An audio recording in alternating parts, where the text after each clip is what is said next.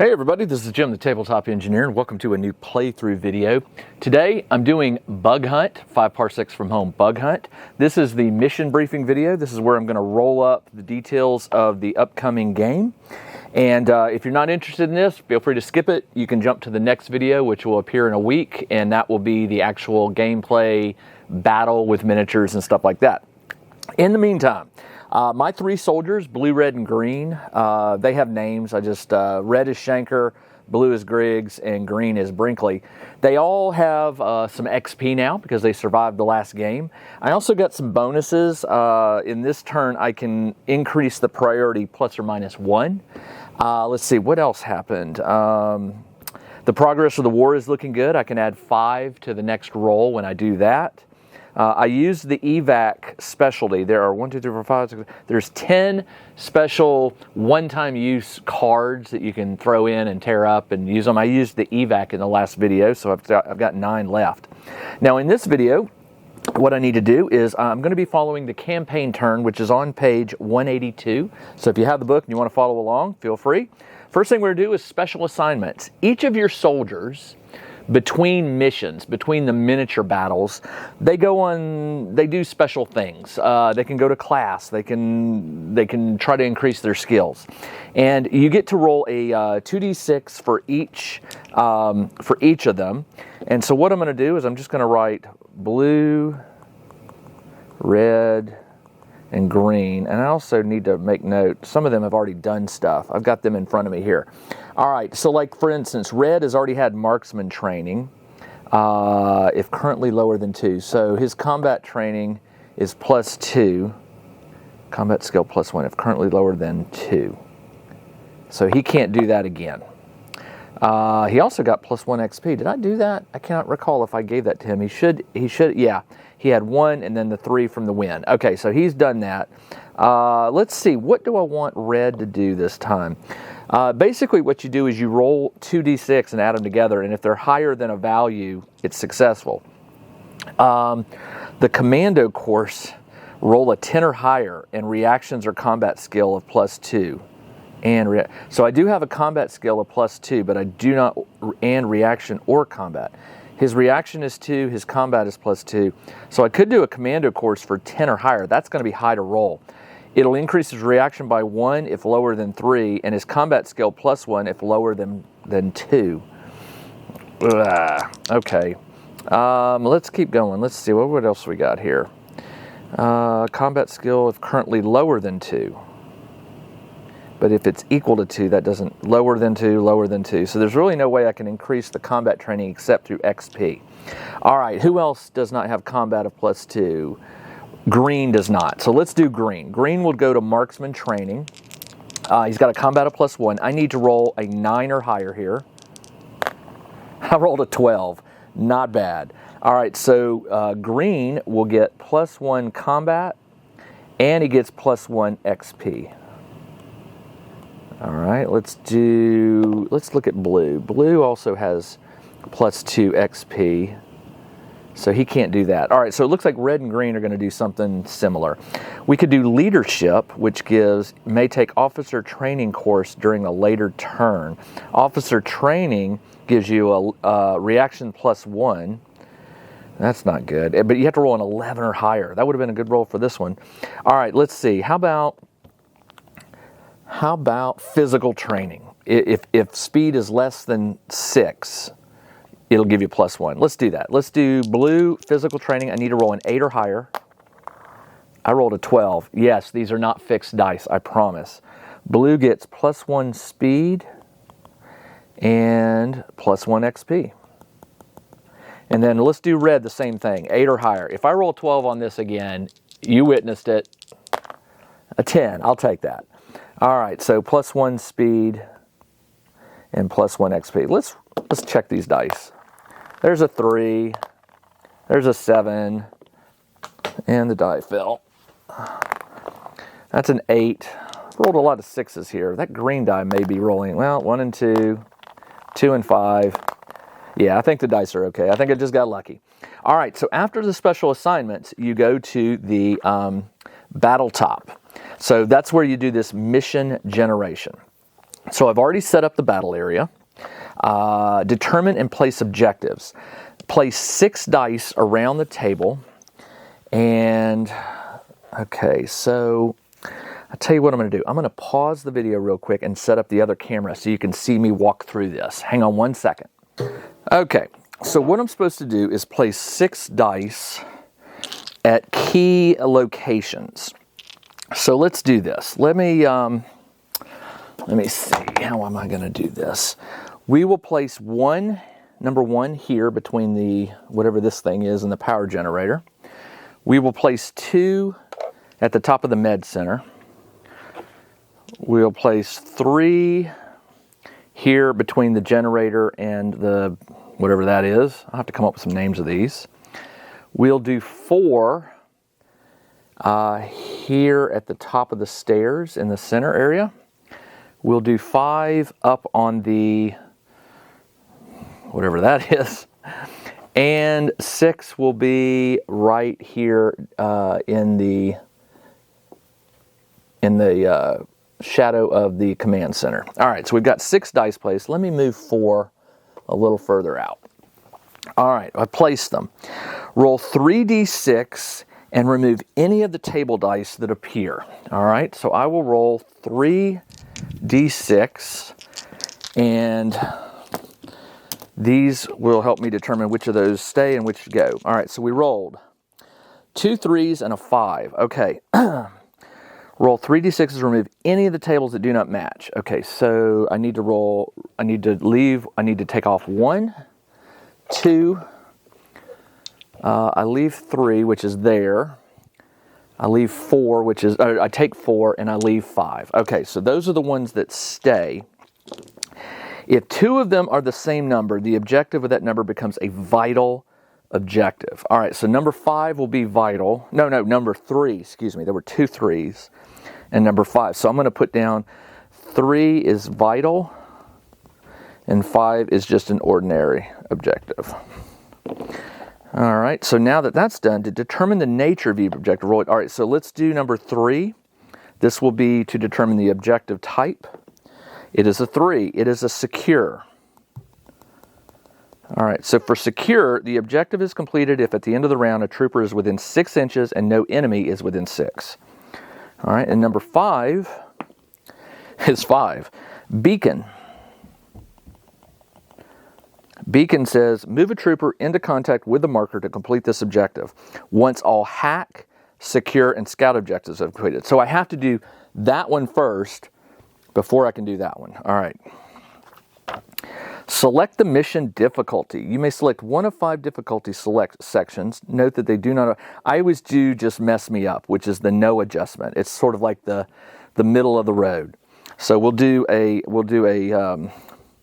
mess me up difficulty. Can't spell today. All right. Determine the priority. All right, here we go. Not every mission is as equal as the important. Roll 2d6s and pick the lower result. This is your priority rating. Well, I rolled a 1 again. So I am going to choose to increase the priority by +1, because in the last mission, one of my rewards for winning it was one of my guys got a intel which said you could get +1 to the next priority, or -1. Well, you can't go below 1, but I would like a little higher priority. I did a priority 1 last time, so let's do a priority 2. You can call on your reputation to assign it or decrease it. Well, I don't want to burn my reputation right now, so I'm going to leave that alone. Determine the spawn rating. The spawn rating adds to the inflow of enemies. It is equal to the priority rating -1. So my priority is 2, so the spawn will be equal to 1. That means there's going to be 1 spot starting out on the table that will randomly, or actually I think there's a counter, it will add enemies to the table. All right, the final score cannot exceed 3, so you can't have more than 3 spawn points. Select the loadout. Each main character may select to carry their choice of combat rifle, shotgun, or boarding sword. I give my guys combat rifles. Additionally, one main character may opt to swap the service pistol for a hand cannon, which I did. One of my guys does have the hand cannon.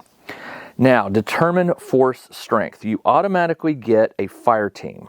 That is a 4-man crew, so 4X members. You receive support points equal to the priority of the mission. Add +2 if you select no. If desired, 1 point of reputation may be spent to gain +1 support. Interesting. Each point grants 1 roll against a support type of your choosing. Okay, so on page 188 and 189, these are all the different support types that you can call on. Fire team, a sergeant that I had last time, a sniper, recon patrol, colonial militia, and they all have different skills and weaponry that they bring. But when you choose one, you have to roll 2d6, and then you beat this number. Like a fire team, you have to roll a 7 or higher. A weapon support 4+. That just lets you swap out one of your weapons on one of your main guys. These are tricky, and when you roll it, if you fail it, it's gone. You don't get it back. So right now, I've got a priority of 2, so I'll get to pick 2 of these to roll. But I could spend 1 point to increase that to 3. I would get 3 rolls. My reputation right now is just 1, I believe. My guys all have a reputation. The reputation is shared in the group. And my reputation, by the way, is 1. You know, it's probably a good thing to burn it. I mean, let's do it. I'm going to burn -1 rep. So I get 3 rolls for support. So let's go ahead and do it. I already have a fire team, but you know, another fire team would be really good. Let's do that. I need to roll a 7 or higher on 2d6. I rolled a 9, so I get +1 fire team. So that's good. And now I'm down to 2 rolls. For my second roll, I really liked having that Sarge last time, and he's only a 5+. He's kind of hard. He's kind of easy to get. But the Colonial Militia is also a 5, and I get a 5-figure team. What I really want to do is just swarm the field with a fighter. So let's do a Colonial Militia, 5 or higher.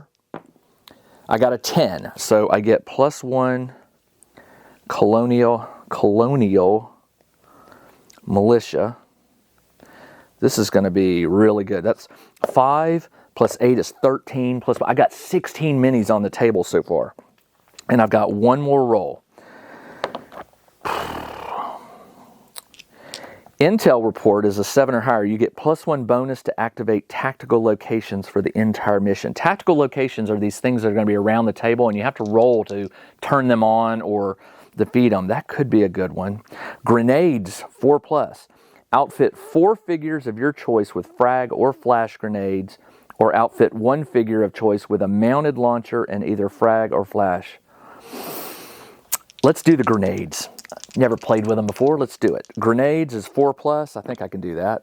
9. So I get +1 grenades, and I'm going to choose the launcher, and I'm going to choose frag. I mean, why not? Okay, so I've got my fire team here, my crew. Now, here's the fun part. Place tactical locations and initial contacts. You need markers to indicate tactical locations and signals. All right, so here's the deal. I am going to use signals this time. And signals are things that your team has, like, you know, they're communications, and you've got to go investigate them. But the tactical locations and the signals have to add up to 6. So you will need markers to indicate tactical and signal. They should be readily distinct. Okay, if not using signals, 6 tactical locations are placed on the field. If signals are used, place 1d6 signals and then place tactical. All right, let's roll for signals.